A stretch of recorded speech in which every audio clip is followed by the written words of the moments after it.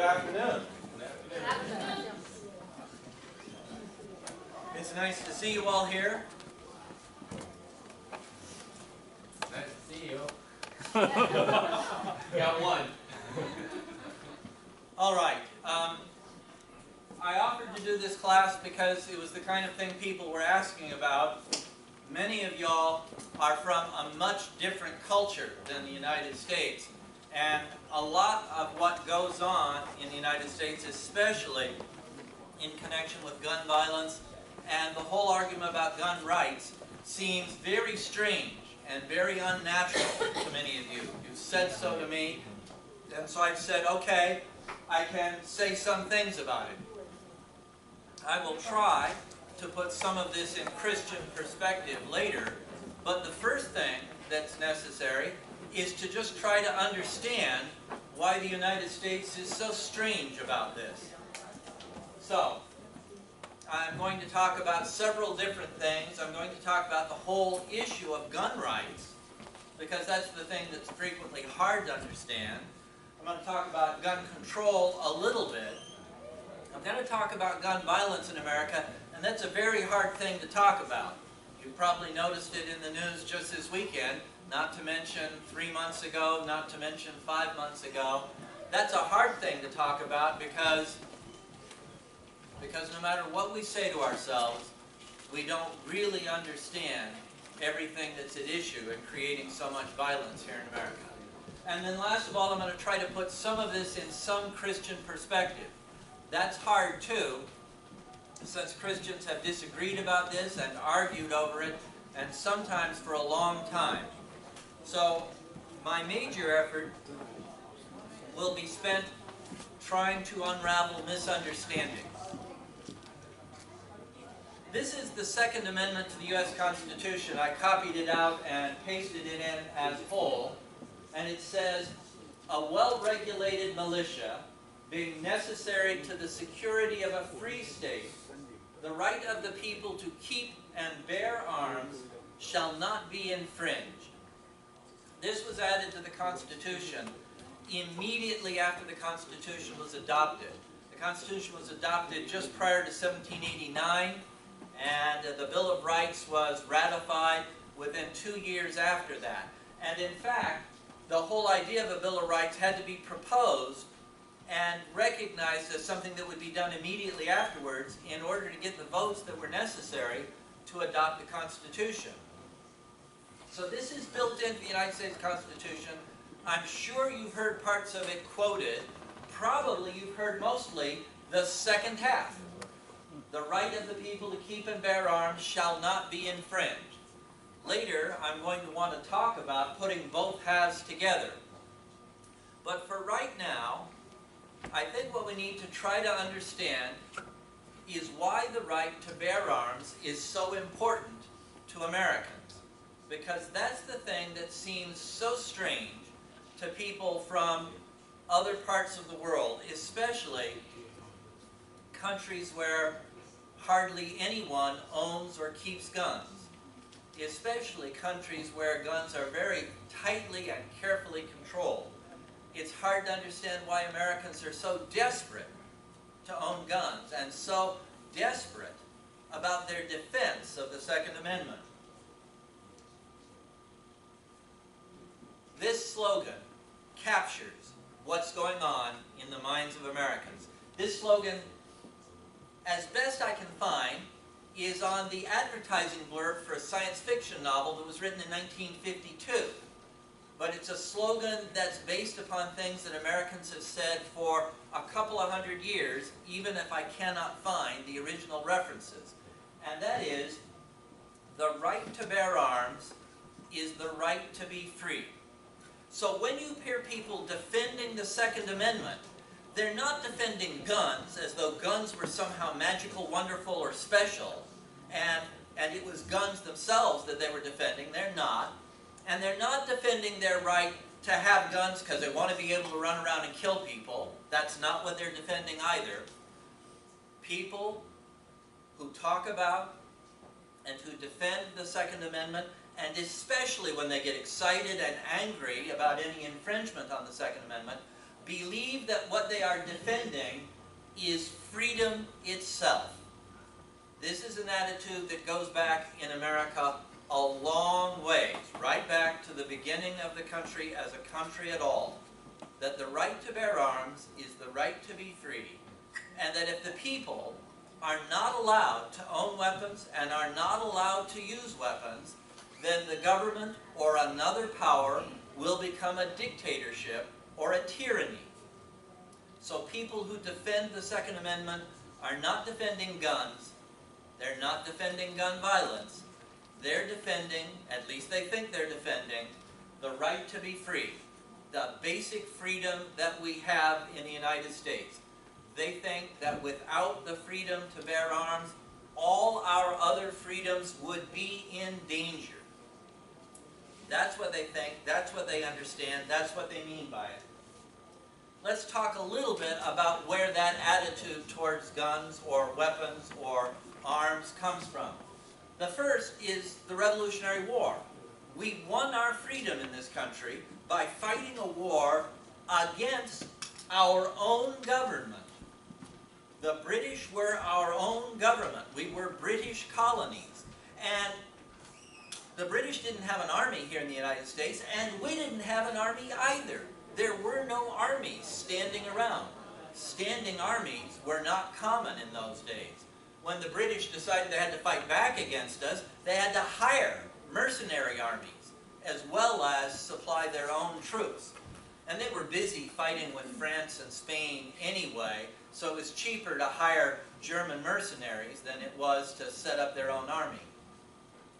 But the war was fought by ordinary people, farmers, mostly farmers, getting their own rifles, their own muskets, their own guns, and going out to join the militia, a temporary army composed of citizens themselves using their own personal weapons to fight against the British or the mercenaries the British hired. So the first thing that a defender of the Second Amendment thinks of is that, hey, the people themselves should be able to have guns so that they can defend their freedom and make a free country, revolt against a government that's being unfair to them. Second of all, when we started to organize the Constitution and when we started writing about who we were and what we thought about, one of the things that was built into our memory was the position of the peasants under the European aristocracy for the whole 1,000 years that came before the American Revolution. For 1,000 years, Europe was run in what was called a feudal system. And in the feudal system, the peasants, the farmers, were bound to the land. They had to stay on the land that they were farming. The land was owned by the hereditary lord, whether it was an earl or a count or a duke or whatever the title was. And not only that, peasants were not allowed to own weapons, at least not other than the natural weapons that a farmer has, his farming tools and maybe a bow and arrow for hunting. Besides that, peasants couldn't afford suits of armor and swords and stuff like that, and peasants couldn't afford to spend 4 hours a day for 10 years learning how to use those weapons. So the effect of the feudal system was that the peasants were always less powerful than the aristocracy, even though the aristocracy was less than 5% of the population, because the aristocracy had weapons and the peasants didn't. So in the American mind, having weapons and not having weapons was the difference between ruling and being ruled. So if we were going to develop a country, invent a country where there were no rulers, there were only the people, and the government was in service to the people, not in command of the people, then we had to have a country where there was no separation of who could and who couldn't own weapons. So that long European history was in mind because remember, at the beginning of this country, we were all mostly immigrants or immigrants just one generation before, much like y'all are here. So that position of the peasantry in Europe was a racial memory and a cultural memory. In fact, in Russia, the peasants weren't freed until the late 1860s. In much of the rest of the Europe, the peasants weren't freed until the 16 and 1700s. So that's one of the things that was in the mind of the people who wrote the Constitution, and was in the minds of the people who were saying to themselves, we've invented a new thing. We've invented a country where the people are free. And the people create and command their government, not the government commands the people. This may be similar to what happened in Japan in the 15 and 1600s. At the time that the warring states were concluded and the Tokugawa shogunate was created, the rules in Japan changed so that peasants were no longer allowed to own weapons. And the samurai class became the only class that was allowed to own weapons and serve in the armed forces. Before then, a peasant could take up arms and join the army back in the 14 and 1500s, and a lot of them did. When Americans found out about what the history of Japan was, that just confirmed their idea that if there is a class that's allowed to own weapons and a class that's not, then the class that's not allowed to own weapons is a class of the ruled, the peasants, the oppressed. And those who are allowed to own weapons are the oppressors. Sparta in ancient Greece was part of the history that most Americans and most Europeans knew of. Sparta was a city with a population of about 250,000. And of that 250,000, 100,000 of them were slaves. And only 10,000 of them were citizens. But only the 10,000 citizens were allowed to own weapons. In fact, the 10,000 citizens were all a trained army. Because with 100,000 slaves to support 10,000 citizens, the citizens didn't need to make a living, own businesses, learn how to do plumbing or woodwork or anything. They only had to command the slaves. And Sparta was famous for how great its army was, how extraordinarily capable its soldiers were. But again, and everyone in Europe who had any education at all, and thus in America, knew the difference between the Spartans and the Athenians. And it was that in Sparta, 10,000 people were the only ones who were allowed to own weapons, and they ruled everybody and kept the rest of the population as either slaves or wives. In some parts of the ancient world, being a wife was not that much different than being a slave. So, this attitude hardened into an attitude that you will still find in the United States, especially among defenders of gun rights, and that is that the attitude that the most likely people to deprive you of your freedom are your own government. In the history of the world, governments have done more to oppress their own citizens than invaders or conquerors have.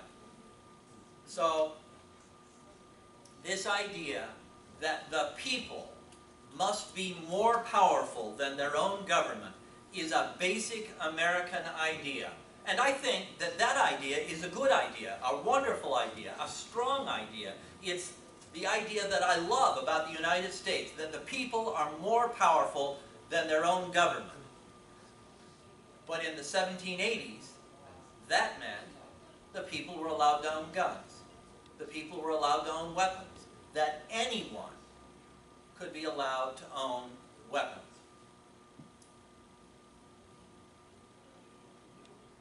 I'm sure if you went wandering around the internet looking for sites by people who believe in gun rights and believe in defending the Second Amendment, you wouldn't have to read very much before you would recognize this attitude over and over again. It's not that they want to kill people, it's that they want to be free. And they believe that it's necessary for ordinary people to be allowed to keep weapons in order for ordinary people to be free and not oppressed by their own government. And in the 1780s and the early 1800s, up until the time of the Civil War, that was probably true. Up until the Civil War, we never had a standing army. Up until the time of the Civil War, any group of people could get together and form a militia, and they would have more soldiers than the standing army, because the standing army through most of those years was only 6,000 or 7,000 people. The United States government was afraid of a standing army because it knew how many times in the history of the world the standing army had taken power away from the government, from the people's government. And you still see that in the world today. It's happened in Pakistan, it's happened in Myanmar, it's happened in several African nations. It's probably happened 50 times in the last 100 years in various places in the world that the standing army has seized power from the official government.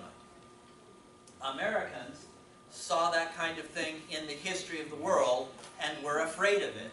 So up until the time of the Civil War, the standing army was never much more than 5,000 or 6,000.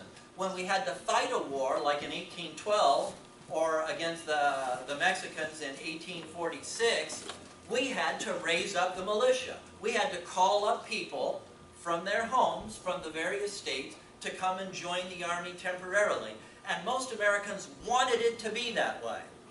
Only in time of war will the people join the army and serve in the army. And in times of peace, the ordinary citizens out there would outnumber the army by 10 or 20 or 100 to 1.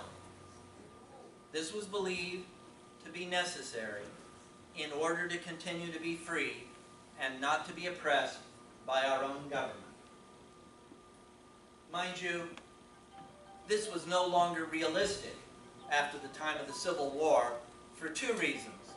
First, we started to maintain a standing army. It seemed to be necessary. And second, because by 1860, armies had weapons that ordinary people didn't. Cannon and machine guns and stuff like that. And the ordinary people, even with all their rifles, wouldn't have had a chance against an army. And now, after World War I and World War II, and in this modern age, there'd be no chance. 10 million hunters with their rifles could get together, and 100,000 regular army troops with the arms they've got could put that down. But the other thing, the idea that the militia of the people is stronger than the army of the government, that idea is still deeply settled in the minds and hearts and the culture of the United States. Defense against your own government is no longer realistic in the age of standing armies with modern weapons. However, the people of the United States are protected against their own army by something that I think is better and stronger, and that is the tradition of our own armed services, that they submit to civilian control. The commander-in-chief of the whole armed services is a civilian, the President of the United States. As a matter of fact, if an army officer is elected to be president, he has to resign from the army before taking office as president. This has been done time and again because there's been at least 6 times when generals from the army were elected to be president of the United States. They have to resign from the army in order to become president. The armed forces in the United States have always respected civilian control. And every single officer in the armed forces takes an oath of allegiance to protect and defend the Constitution. And the Constitution is the rule that makes the armed forces subject to the civilian government. And in the history of the world, I do not know of another place or another time where an army as powerful as ours has gone as long as ours has without attempting to take power. Without attempting to take power. Maybe not in communist Russia because the government ran the army pretty tightly and used the army against its own citizens. But there have been so many cases of armies that have taken power over their own citizens, and ours never has. Our defense against our own government is not the fact that we own weapons anymore, because that wouldn't be sufficient. It is the fact that they are us. The Army is full of us, ordinary citizens. And the Army and the Air Force and the Navy, their officers take an oath to defend the Constitution, which means to protect the right of the citizens to be more powerful than their own government, than their own army. That's the real defense that we have now. But the importance of the people being more powerful than their government is still a good, right, true, and proper thing. It's an experiment. It's an experiment in the history of the world.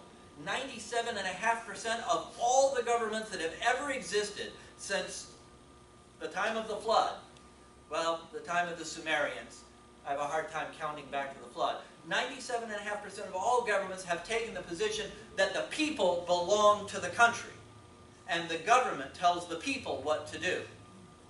And this experiment that we started, or that we picked up and restarted in 1776, that no, it is the people who command their government, and it is the government that belongs to the people, not the other way around. That's still an experiment. If you went around the world right now, I'm not sure whether more than a fourth or a third of all the people would live in countries that have this modern democratic attitude. That attitude, that deep-seated attitude of Americans, is connected historically and culturally to the right to bear arms. Because that attitude developed and took shape in a time and in a place when it was perfectly reasonable for the ordinary citizen to keep and bear arms. In those days, in the days in which the United States was founded, 95% of our citizens were still farmers, many of them moving out onto the frontier. The first frontier was the Ohio River Valley, Tennessee, Kentucky. They had to, there we go. They used guns for ordinary everyday hunting. Guns and the use of guns might have supplied as much as 25% of all the calories and more than 25% of the protein for their families. Not only that, but we were busy stealing the land from the Indians, and that meant self-defense was a critical ingredient. I say stealing the land from the Indians because that's what it looks like from here looking back. At the time, it didn't look that way to them. The Indians didn't claim to own the land. If the Indians didn't claim to own the land, then the land wasn't owned by anyone. If it wasn't owned by anyone, then here's a slogan that you can find in American literature going back to the 1820s. The land belongs to the people who will farm it. And notice, that holds true even through the 18th and even through the 19th and 20th centuries. One of the first things that socialist governments promise is we'll take the land away from the landowners and give it to the farmers. The American attitude was land belongs to the people who will farm it. So they didn't think they were stealing it from the Indians. They thought they were taking normal and ordinary ownership of land that no one else had claimed, because the Indians didn't claim to own it. Mind you, the Indians did claim to have the right to hunt and live there, and it really was stealing, but in the history of the world, land has always been taken and held by force or threats of force. We like to tell ourselves that we are more civilized than that now, but I'm not sure that we are. We are a selfish, grasping people, not just Americans, but every human being in the world. And where we have learned not to be selfish and not to be grasping, it is a gift of the grace of God and a rare thing. So, for long years, guns were an ordinary tool that practically every family needed to do ordinary business. Not only that, but we kept moving west. We moved west faster than cities and city governments and police forces. Police forces weren't even invented until after the Civil War. We moved west faster than the law did. And there were plenty of criminals, crooks, violent men out on the frontier too. And self-defense was the only defense we had.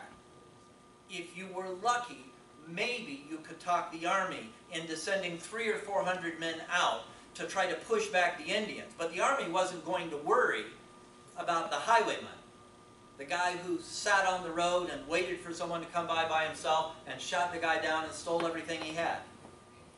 And there were no sheriffs, there were no deputies, there were no police, and the army wouldn't handle anything smaller than a village full of Indians.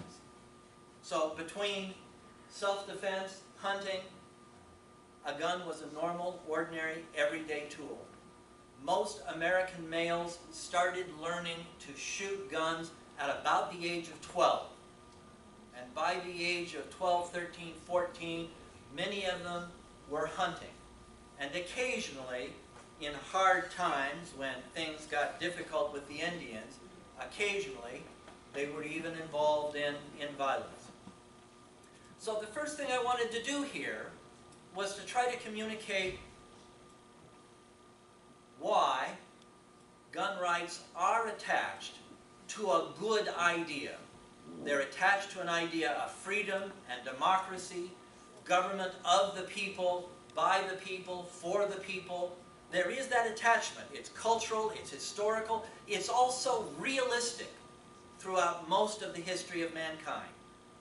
It's becoming unrealistic and has become more unrealistic in the years since World War II, but human memory is longer than that. We're raised on the stories of the past, and the stories of the past shape our understanding. We grow up believing what our parents grew up with, because we learn what to believe from our parents. So these things carry from one generation to another. All right, that's the first place I want to stop for questions. The first part I've tried to do is, let's try to understand why people defend gun rights. Let's try to understand why Americans are so serious about the importance of the right to keep and bear arms. Let's try to understand the relationship between freedom and self-government and the right to bear arms. Because going back,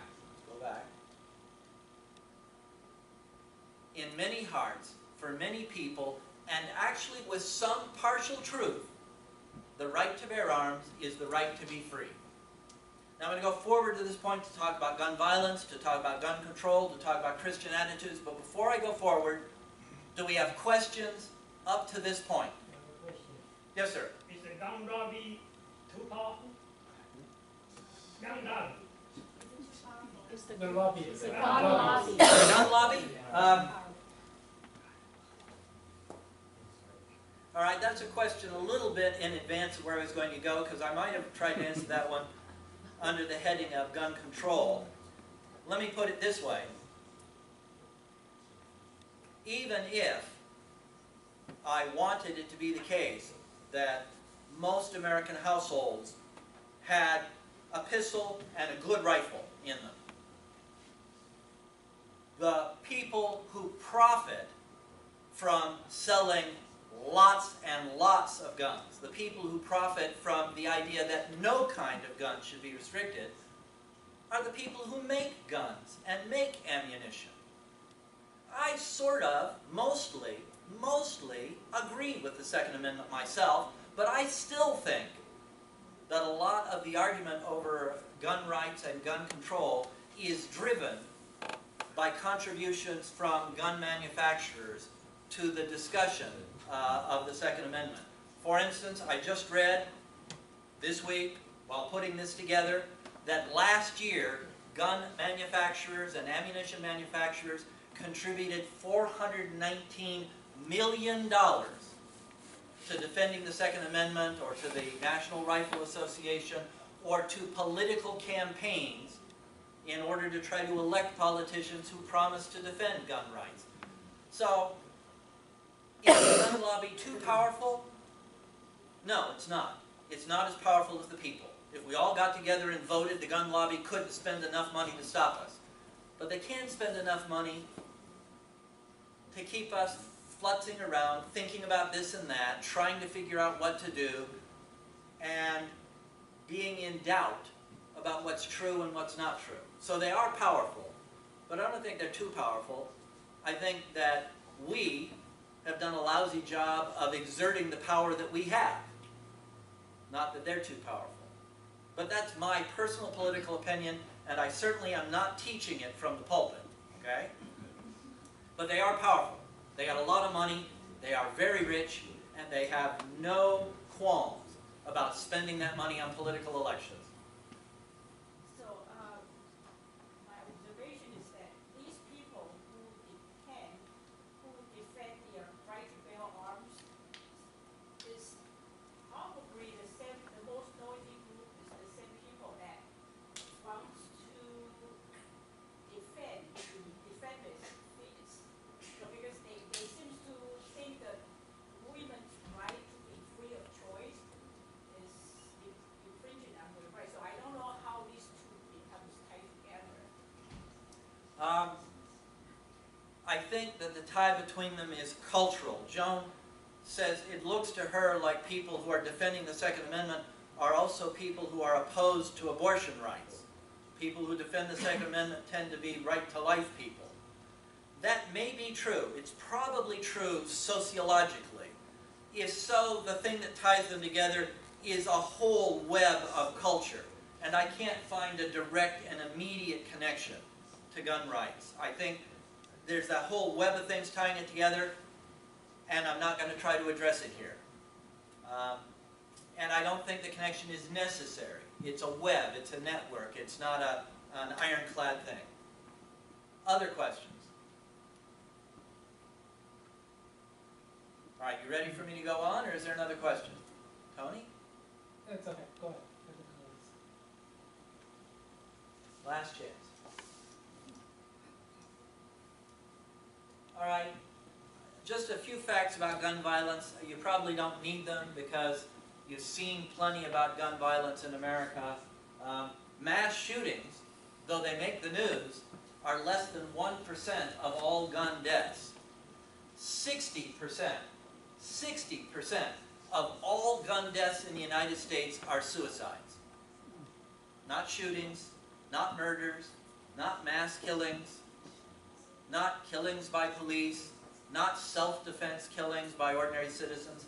60% of all the gun deaths in the United States, in most years, it goes up and down from year to year, are suicides. The most likely person to kill you with a gun is yourself. Mind you, suicides have a high rate of success when they use a gun. Suicides who use a gun tend to be successful more than 80% of the time. The number is 89 or something like that. It's very close to 90%. Suicides who use other methods than a gun are successful less than 20% of the time. So guns do help suicides in a more efficient manner than other tools would. Homicide too, right? Far more than homicides. No, I mean homicide. Oh, homicides work better with guns too. Right. I mean, it's difficult to kill 50 people in 20 minutes with a knife. Not impossible, but I don't know of any cases where it's happened lately. Gun deaths in the United States are about 8 times as common as in all other categories of highly developed, high-income nations. Mind you, gun deaths are rather likely in places like South Sudan or Darfur or other places, Syria, where there's active battle or active revolution or active independence movements going on. But if you compare the United States to comparable countries with comparable income and comparable levels of development, gun deaths in the United States are about 8 times as common per capita, per unit of population, per number of people. And that includes some highly developed countries where there are a lot of guns. For instance, Switzerland. In Switzerland, every male joins the army when they're 18, every single one. Some are excused for health reasons, but not many. And every single Swiss, when he gets out of the army, takes his rifle home with him and keeps it at home and is under orders to maintain the gun so that it is in a condition that's capable of being used until he's 55 years old, and is expected to turn out for service in times of war or civil unrest or self-defense. So the number of households that have guns in them in Switzerland is almost as high as it is in America. But their rate of murders is way lower. Their rate of mass shootings is almost negligible. Their rate of gun deaths is way low. So there's more to it than just the physical presence of guns. However, guns sure make it easy. Guns sure make it easy. Just for fun, these are statistics. I got them out of Wikipedia, but I read the footnotes, and the Wikipedia seems to be based upon peer-reviewed research published in professional journals. In the United States, the number of guns per 100 people is approximately 101. And 50% of all those guns are owned by only 3% of the population. I have someone in my family, not my immediate family, but counting out as far as I can reckon them, I have someone in my family who has more than 100 guns at their house. Most of them rifles. And they were in the Marines. They're a trained rifleman and a defender of Second Amendment rights. And I don't think they've ever shot anybody. But they've got the guns, they keep them. And a lot of cases of that are known in the United States. 50% of our guns are only 50% of the population. The next highest countries with guns per 100 people are third world kind of countries. Countries where there's difficulties or fuss or poverty. Serbia, Yemen, Cyprus, Iraq, countries like that. They have gun rates of about 35 to 58 guns per 100 people. Notice the next highest after the United States is 58. So that's a pretty big jump. In Europe, countries comparable to us, places like Norway, France, Austria, Canada, Iceland, Germany, the rate is about 30 guns per 100 people. There's a big jump. I'm not going to give you all the statistics in between, but down towards the bottom, there are more than 90 countries where the gun ownership rate is between 1 and 10 guns per 100 people. There are 22 countries where the gun ownership rate is less than 1 per 100 people. And for some comparisons, in China, in the People's Republic, the rate is about 4.9 per 100. In Taiwan, the rate is about 4.6 per 100. In Japan, it's only 0.6 per 100. Countries like Serbia, Yemen, Cyprus, Iraq have a lot of gun violence too, but they're in a different condition than the United States. Countries like Norway, France, Austria, Canada, Iceland, Germany, these countries still have plenty of guns, but they don't have anything like the violence that we have. And then, of course, there are lots of countries where there are hardly any guns and hardly any gun violence. This is the hard thing. Owning guns makes violence more dangerous. Having a lot of guns makes violence more efficient.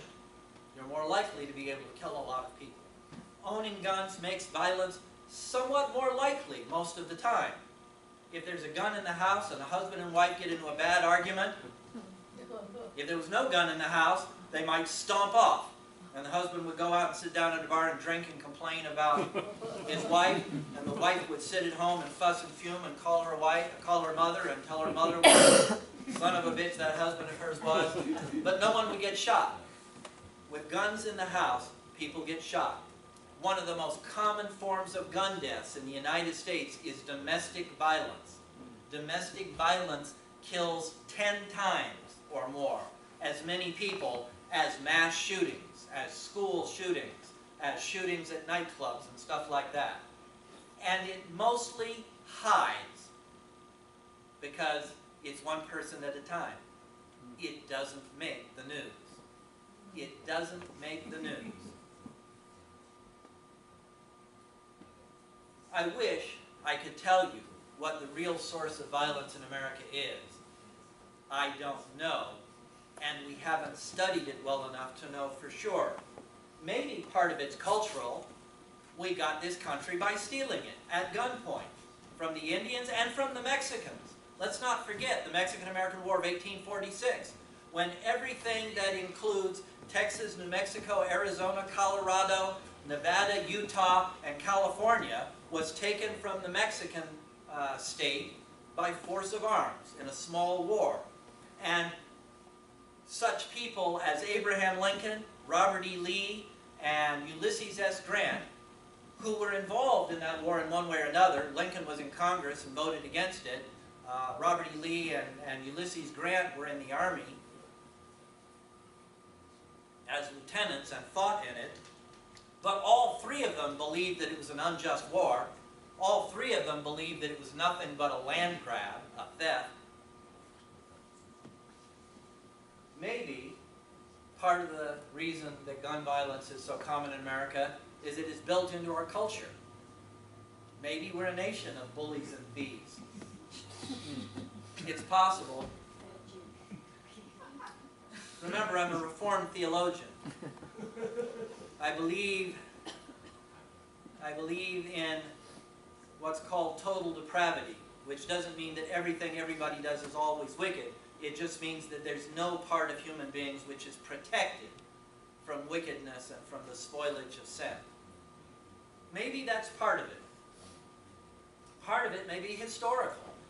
We had to defend ourselves for a long time, and that became part of our natural myth, our national myth.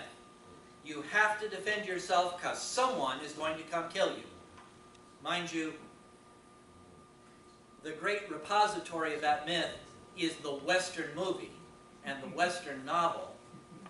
They don't tell you, but I saw the research in a peer-reviewed professional journal by a historian doing what's called historical demography. That is an attempt to recreate sociological statistics for past times by doing research into people's letters and news reports and so on. They don't tell you that twice as many cowboys died by drowning while crossing streams and rivers, because there were no bridges in those days. Twice as many cowboys died by drowning as ever died by gunfire. When was the last time you saw a Western movie in which a cowboy drowned? Ever? In our culture, based upon pieces of our history, sometimes overinterpreted, the need to defend yourself has been exaggerated. And the ability to defend yourself has become part of how we define being an adult, being a grown-up, being a responsible citizen, being a person capable of exercising the power that ought to belong to all citizens. I'm not totally sneering at that. I am not. It has a significant portion of truth in it. The situation around it has changed, and it's not as true as it once was, but it's not built out of nonsense. It's not built out of falsehood. It's built out of pieces that were once true and are still partly true. After all, even now, the police show up in time to record the crime and to try to track down the criminal. For a policeman to show up before the bad guy shoots at you is almost impossible. No one can maintain that many police, and no one can keep them on the streets that much. This is part of why the Supreme Court ruled in favor of the Second Amendment back about 5 or 6 years ago. Because the truth is that the police can't be there to defend you. They can only be there to try to track down the wrongdoer and punish him for murdering you, which is small comfort to your family. The NRA loves to talk about that, But statistics also show that most people aren't capable of defending themselves effectively against a gun attack using a gun that they have for self-defense. It takes a lot of training and skill to both be able to use a gun, use it accurately, and also to have the necessary experience and judgment to know when to use it and when not to use it. This is very difficult. So, even though self-defense is logically a good solid reason for people to be allowed to own guns, it doesn't work as well as people hope that it does. Psychological, it's not impossible that we are a nation of bullies. Right? You guys are mostly immigrants. Maybe you can be excused from this. But I don't doubt it of me and my ancestors. Some of my ancestors come from Texas. And no question about it. There was some bullying going on and some stealing of land going on. Crime? Crime has always been amazingly common in America for a highly developed nation. For a highly developed nation, we have a level of crime that you usually find only in a third world nation. Is that part of our belief in freedom? If we believe in personal freedom, does that mean that some people's personal desire is to get what they can by stealing and cheating? Maybe so. And if so, maybe it's a necessary price to pay for personal freedom. I don't know. I don't know how you would test that. In a laboratory, I know how to test things. I set up an experiment and let it run. But you can't usually run experiments on people's lives. It's possible that there's a connection. It's possible that the connection is imaginary. It's very difficult to test it and see. Domestic violence, I've already talked about. Satanic, I have no doubt. I have no doubt that the devil takes advantage of anything he can to promote and multiply violence in any given people. I have no doubt that that's going on in Syria right now. I have no doubt that it's going on in Iraq, in Myanmar, in places in the backcountry in Indonesia, in places in India, where there are still 100 Christian martyrs a year, where Hindu fundamentalists kill Christian pastors. It doesn't make the news because they're needed pastors. I have no doubt that the enemy takes advantage of whatever he can get his hands on to try to promote more violence and more hatred among people. But it doesn't come out of nowhere. The devil has to have something to work with. If we don't, as a people, give him a hook or a place to grab hold or something to manipulate, then he won't be able to do much. So I worry that we have given the devil things to grab hold of about ourselves that make all this violence possible. So let's look back again at the Second Amendment to the Constitution. A well-regulated militia. Militia, remember, is the ordinary people rising up to serve in the army in times when it's necessary, rather than being a standing army. A well-regulated militia being necessary to the security of a free state, that is, a country in which the people are free. In a country in which the people are free, the militia must exist. The power of violence must be in and among the people, not just in a standing army, not just in a class of overlords or samurai or hereditary knights and counts and whatever, but in the people themselves. A well-regulated militia being necessary to the security of a free state, the right of the people to keep and bear arms shall not be infringed. That is, if it's going to be true that the people are more powerful than their government, then you're going to have to let them own weapons. And you're going to have to let them carry weapons sometimes. Mind you, a lot of trouble has arisen from that word infringed. Because the word infringed means just touched on the edges of. The fringe is the edges. So it makes it sound like you can't regulate guns even at the edges, even a little bit. But I don't think that's true, because the Second Amendment almost always gets quoted only in the second half. The very first words of the Second Amendment are well regulated.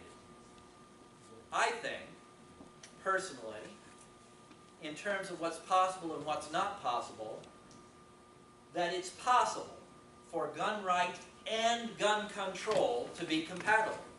It's possible as a thing to be done, not necessarily morally, nor necessarily economically, just in terms of can it be done or can't it be done. I think it's possible for gun rights and gun control to be compatible and to have both, because the Second Amendment talks about a well-regulated militia and the right to keep and bear arms. The problem is that we doubt now whether it is possible. We doubt whether, given our violent characters of people, there's any way to reduce the number of suicides, the number of murders, the number of domestic violence murders, the number of mass killings. Is there any way to stop those other than get rid of a bunch of guns? The mere fact that there are that many guns out there means that it's easy to get them. The Second Amendment defenders sometimes say, hey, if you take guns away from the law-abiding citizens, only criminals will have them. All right. Even if that's true, criminals don't usually go into schools and kill 17 kids. They go stand on the street corner and shoot the other drug dealers so that they can get the business. Criminals don't usually commit mass killings. So maybe it wouldn't be so bad to have fewer guns out there. Possibly, there's no way to reduce the violence except to have fewer guns out there. I don't know for sure. Again, how do you conduct an experiment? The best you can do is try to compare it to situations in other countries. But given that we're a violent people, having guns around as much as they are means that our violence is more successful than violence in other countries. Is gun control even possible in the United States? Not soon. Not soon. First of all, the people who are defending gun rights are the people who believe that they're defending freedom itself. And until and unless we show that we understand them, they're not going to listen to us if we talk about gun control. As I said, I believe that gun rights and gun control are compatible. I believe that the reason behind gun rights, the freedom and independence of the people, is a real reason, but that it does say a well-regulated militia. It ought to be possible to find a compromise, and a compromise that wouldn't eliminate all these killings, but it might reduce them a lot. And we ought to pursue such compromises. But as for absolute gun control, if someone came through, even if Congress passed a law like they have in England, where almost nobody's allowed to own a gun unless they live out in the country and can prove they use it for hunting, or unless they're a police officer, and in fact most police officers in England don't carry guns on a daily basis. If you tried to do that in this country, it wouldn't work at all. Even if Congress passed the law, people wouldn't turn the guns in. They would hide them. They would share them with one another. The guns would still exist. Right now, and in any period of less than 20 years, and probably of less than 20 to 50 years, total gun control is utterly impossible. So as a matter of a practical target, I think the best practical target for us is to look for a compromise between gun rights and gun control. It's not going to be easy, but it might be possible. Total gun control is probably not even possible. I've spent all this time so far without talking much about what the Christian attitude towards this should be, because the first problem is to understand what it is. Until we understand what it is, it's hard to have a Christian attitude towards it. So the question is, how are Christians supposed to respond? How are Christians actually going to respond? Because a great many of the people in the gun rights movement are Christians. A great many of them. Conservative Christians mostly, but Christians nonetheless. Are we going to respond with a call for pacifism? I doubt it. Fewer than 10% of all the Christians in this country are pacifists. Not many of us belong to the peace churches, the Amish, the Quakers and such. Most of us believe that sometimes you have to defend yourself. Sometimes you have to defend yourself in a war. Sometimes you have to have weapons in the hands of the police and the government and the army. And so we're not going to try to treat the question of gun control with an appeal to outright complete pacifism. Maybe the whole idea of caring for the outcast. Most of the people who commit mass killings are people who have a desperate shortage of friends and others who love them. Most of the people who commit domestic violence are pretty screwed up in their idea of what love is and aren't getting the help they need to figure out what to do with anger other than hit and shoot. Where's the church? Where's the church? When the shootings at Columbine happened, way back 14 years ago now, 15? More than that, maybe. It was, I was still living in Pennsylvania, so it was 1999 or before. It's almost 20 years. I had been looking for my first call in the ministry, and one of the two churches I wanted most to go to was Genesis Presbyterian Church in Littleton, Colorado. If I'd gotten that call, I would have had 2 kids at Columbine High School when that shooting happened. So shortly after that shooting, I got a chance to speak to the Christian group at the high school my kids were at. And I said to them, look, I mean, you heard the stories about these 2 guys, how they were bullied and hated and didn't have any other friends than one another, and they were ostracized. I said, it's we Christians who should be going out and looking for the people who have no other friends and make friends with them. It's us who should be doing that. Is there really any doubt about how we should read the New Testament in terms of that? Who is your neighbor? Take care of the least of these. Who else but us should have the courage to do that? And yet we largely don't. So I told this high school group that, you know, they ought to be looking around the school for the kids who had no other friends, and they should be making friends with them. And one of the kids said, but that means we'll have to hang out with losers, geeks, and dweebs. And I said, exactly. Exactly. It's possible that if we did what we're supposed to do about caring for the outcast, that we could reduce the amount of violence in the United States by 1/4 to 1/3. I don't think we could do it by more than that. I'd be excited if we managed to reduce it by half. Maybe that's an achievable goal in the course of 20 or 30 years. But we're not doing it. We're not doing it. As a matter of fact, mostly we're sitting back and we're saying, I can't even find enough people to do enough giving so that my church can afford a full-time pastor. Why should I spend my time going out there making friends with and spending my time with people who aren't even church members? I've got my own church to take care of first.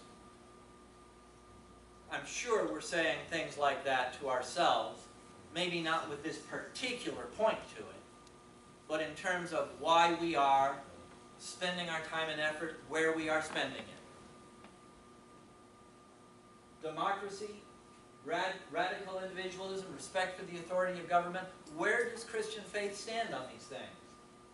The whole idea of the priesthood of all believers and of the Holy Spirit being given abroad now in the age of Pentecost and not just to the specially appointed prophets. The idea of the church as a place where you call no man Father, where we have one Lord, Jesus Christ, and do not call one another Lord. Those ideas support the whole idea of democratic government and of government by the people and of the people and for the people. But there's also that pattern in Christian faith and in the New Testament of respect for the government and that the government has authority and the power of the sword for a reason, to keep order.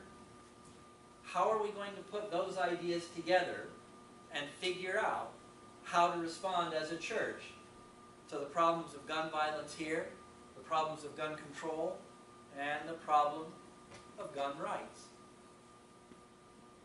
Who has the ability to see clearly into all of these things and to weigh them rightly?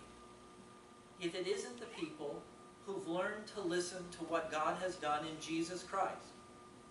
If anyone's going to be able to balance the different pieces instead of come down only one side or the other, it ought to be us. But I don't see us doing any balancing. I see us taking one side or the other.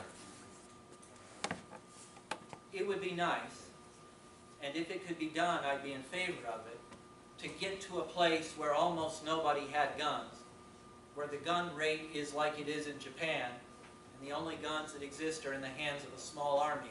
If we could get there soon, that's where I would aim for, but I don't think there's any chance of getting there soon. What are we going to do in the meantime? In the meantime, I suspect we need to look for a place of balance, where we can weigh one thing against another and adjust the balance until we get a better result, until we maintain our freedoms and kill one another at a much lower rate. But how to do that is not something that any one person can tell you to do by standing here and teaching a Sunday school class on it. It can only take place as hundreds of thousands and millions of us stir around, participate in the political process, vote, and not just vote, but also debate with our friends and neighbors, listen to our friends and neighbors, show that we understand them, try to help them understand us, show that we respect what they intend, even if we disagree with what they do. I think that the church is the place where that kind of balance ought to be possible, but it doesn't look to me like we're doing a very good job of it right now. That's what I've got. I hope you enjoyed it. Questions? Let's talk about the school shooting. School. Okay? We're talking about school. This kid got a lot of ammunition. And they went to school and they killed a lot of people. It happened every time, 2, twice, or 3 times a year. No, it happens approximately once a week. Once a week. Most school shootings are only 4 or 5 people, so they don't make the news. And they got a lot of ammunition from the family. Okay? How can they? That's so easy to get the ammunition, you know, for the, even he is crazy, you know. But right now I'm talking about the other kid in the school. They're afraid to go to school now. Sometimes And, they wear the school, you know, sling to the school. What's going on? This is a disease or what? Oh, it's probably a kind of disease evaluated on a sociological basis, but also attention goes up and then it fades away. And people are scared for a little while and then they get used to it again. And people get used to violence all the time. You are extraordinarily likely to kill yourself in a car accident as compared to being shot by a robber coming to the door of your house. But you're not afraid of getting in the car and driving to school or driving to the grocery store, but you are afraid of a bad guy with a gun coming to your house. You are far more likely to be killed by your husband than by any other man in the world. But we can't afford, we can't stand to live our lives in fear of the people we love the best and love the most, so we relax and we get used to it. And we tell ourselves, my husband isn't that kind of guy. And mostly we're right, but we get used to it. That's what happens with these school shootings. A couple of them happen close together, we get excited, we get worried, we get interested in doing something, and then no big ones happen for a while. We relax, and people stop being afraid to go to school again. It's probably some kind of social disease, but it's not well researched, especially not by people who know how to take into account the fact there are a whole bunch of different factors and not oversimplify it. So I don't know, and nobody knows very well because we don't study it very carefully. Okay, my next question is any way we can stop this thing? Not quickly and immediately, no. It will take a Keep long, going on slow... like this every No. year? We can change it, but we can't change it quickly. It's going to take a slow, steady process. That doesn't mean that we should sit back and not do anything. It just means that even if we work as hard as we can, it's going to take 10 to 20 years to change things enough to see the difference, and 20 to 50 years to change things enough that it looks different around here. And if we're not willing to buy in to a piece of work that's going to take a whole generation, then we're probably not going to accomplish anything. Yeah, a couple of things I wanted to thank you for bringing up some of the ideas, like the isolation that individuals feel that can lead them to these kinds of acts, and those kinds of things that we can do to help